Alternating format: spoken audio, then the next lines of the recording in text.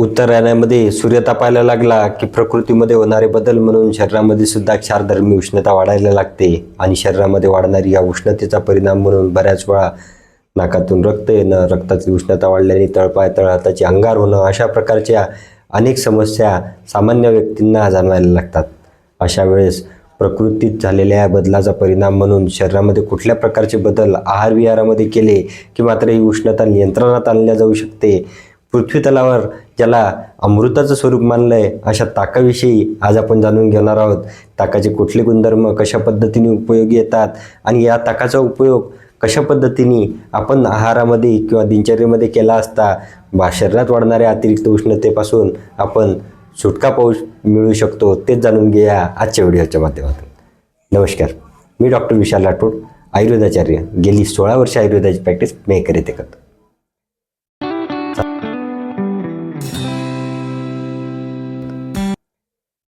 साधारणतः पृथ्वी तलावरचं अमृत मानलं गेलेलं आहे ताक. या ताकाचा उल्लेख आयुर्वेदामध्ये सुद्धा भावप्रकाश ग्रंथामध्ये 5 प्रकारच्या ताकाच्या तक्रवर्ग नावाच्या एका स्वतंत्र अध्यायामध्ये केलेला आहे.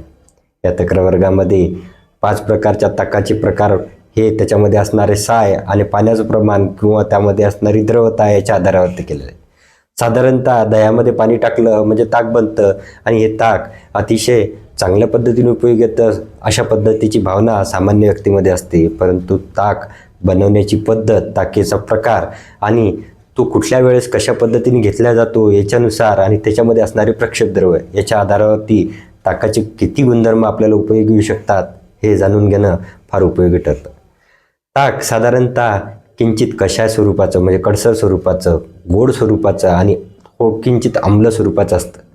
साधारणतः अशा गुणधर्माने परिपूर्ण असणारं ताक हे शरीरामध्ये संग्राही कार्य करतं. म्हणजे शरीरात वाढणारी पित्ताची द्रवता, उष्णतेमुळे शरीरात वाढणारी उष्णता आणि याचा परिणाम म्हणून शरीरामध्ये वाढणारा पित्ताचा द्रवगुण आणि तीक्ष्ण गुण कमी करण्यासाठी याच्यातला असणारा कषाय गुणधर्म म्हणजे संग्राही गुणधर्म उपयोगी ठरतो. त्यामुळे शरीरात बाहेर पडणारी प्रत्येक द्रवता शोषून घेण्याचं काम हे ताक करतं. म्हणूनच उन्हामुळे शरीरात वाढणारी द्रवतेचा परिणाम, पित्ताची वाढणाऱ्या द्रवतेचा आणि उष्णतेचा परिणाम म्हणून शरीरामध्ये घाम वाढायला लागतो, थकवा वाढायला लागतो, पचन मंद होतं आणि त्याचबरोबर खाण्यामध्ये कुठल्याही आहार पद्धतीतून जाणाऱ्या पदार्थाची पचनाची शक्तीसुद्धा कमी होते. अशा वेळेस शरीराला गरज असते ती शरीरातल्या पित्तातली द्रवता कमी करणाऱ्या गोष्टीची, शरीराला मधुर रस देऊन बलवर्धन करणारी, शरीराच्या तृष्णा शमन करणारी म्हणजे शरीरामध्ये वाढलेली तृष्णा म्हणजे तहानलेची जी भावना आहे ती कमी करण्यासाठी. आता यामध्ये ताकामधल्या या कषाय गुणधर्म, संग्राही गुणधर्म, बलवर्धनाचा गुणधर्म, पाचक गुणधर्मामुळे परिपूर्ण असणारं ताक मात्र जेवणानंतर दुपारच्या वेळेला शरीरात वाढणारी क्षारधर्मी उष्णता कमी करायला उपयोगी ठरतो. उन्हाची वाढणारी तीव्रता आणि त्याच्यामुळे शरीरामध्ये क्षारधर्म वाढतो. हा क्षारधर्म किंचित कमी करण्यासाठी काही प्रमाणात आम्लतेची गरज ही नैसर्गिकरित्याच गरजेची असते. म्हणूनच उन्हाळ्यामध्ये आंब्यासारखा किंचित आम्ल गुणाचा फळसुद्धा वाढायला लागतात किंवा यायला लागतात. अशा वेळेस आपण ही उष्णता कमी करण्यासाठी ताकाच्या स्वरूपामध्ये कशा पद्धतीने आहारात समावेश करायचा, तर साधारणतः ताक हे दिवसभरातून दुपारच्या वेळेला तीव्र ऊन असताना जेवणानंतर 1 ते 2 ग्लासपर्यंत घेणं हे पुरेसे ठरतं. शरीरामध्ये वाढणारी ही क्षारधर्मी उष्णता कमी केल्यामुळे शरीरामधला आम्लगुण वाढतो आणि पाचन सुधारून शरीरातली उष्णता कमी होऊन शरीराची होणारी लाहीलाही कमी व्हायला, त्याचबरोबर शरीराची भूक वाढायला, पचन सुधारायला, त्याचबरोबर शरीराचं बलवर्धन व्हायला सुद्धा मदत होते. या ताकाच्या गुणधर्माच्या बाबतीत आपण बघितल्यानंतर भावप्रकाशमध्ये हे ताक कसं बनवायचं किंवा हे ताक कुठल्या स्वरूपाचं असणं आवश्यक असतं ते पण सांगितलं आहे. ताकाची जे गुणधर्म सांगितले त्याच्यामध्ये त्रिदोष शामक अशा प्रकारचं वर्णन ताकाच्या बाबतीत केलं आहे. हे ताक मात्र कुठल्या पद्धतीने घेऊ नये, तर ताक हे कधीही फ्रीजमध्ये ठेवलेल्या पद्धतीचं ताक हे घेतलं टाळलं पाहिजे. फार जुन्या पद्धतीचं असणारं किंवा फ्रीजमध्ये सतत ठेवलेलं ताकसुद्धा मोठ्या प्रमाणात त्रासदायक ठरतं, कारण त्याच्यामध्ये वाढलेला थंडावा हा कफवर्धन करतो आणि शरीरामधला त्रिदोष शामक गुणधर्म असणारा ताकाचा गुणधर्म मात्र नष्ट होतो. म्हणून ताजं ताक हे घेणं उपयोगी ठरतं.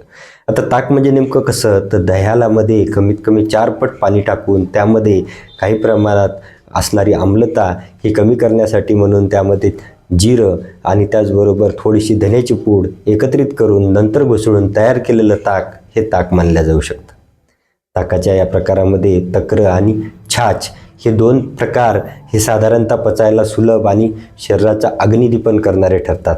त्यामुळे छाछ म्हणा किंवा ताक म्हणा या बाबतीत 6 पट ते 4 पट पाण्याचा वापर करून दह्यामध्ये घुसळून तयार केलेलं दुपारच्या वेळेला आणि प्रकृतीनुसार योग्य पद्धतीने योग्य वेळी जर घेतलं तर मात्र शरीरामध्ये उन्हाळा सुसह्य करण्यासाठी लागणारी क्षारधर्म उष्णता कमी करायला उपयोगी ठरतं. शरीराचं बलवर्धन व्हायला मदत होतं. शरीरात असणारे कुठल्याही प्रकारचे अग्निविकृतीमुळे होणारे अग्निमांद्यासारखे, पचन मंद झाल्यामुळे होणारे मूळव्यासारखे किंवा आरशासारखे विकारसुद्धा नियंत्रणात यायला मदत होतं. शाकाहारी व्यक्तीसाठी ताक हे B12चा सगळ्यात मोठा रिच सोर्स मानला जाऊ शकतो. त्यामुळेच कुठल्याही व्यक्तींनी ज्यांना पाचनाचे त्रास असतील किंवा शरीरामध्ये मोठ्या प्रमाणात उष्णतेचे विकार असतील यांनी ताकाचं सेवन आहारामध्ये जरूर केलं पाहिजे आणि खरोखर पृथ्वीतलावर स्वर्गासारखा आनंद देणारे हे ताक आपल्या आहारामध्ये नक्कीच समाविष्ट केलं पाहिजे.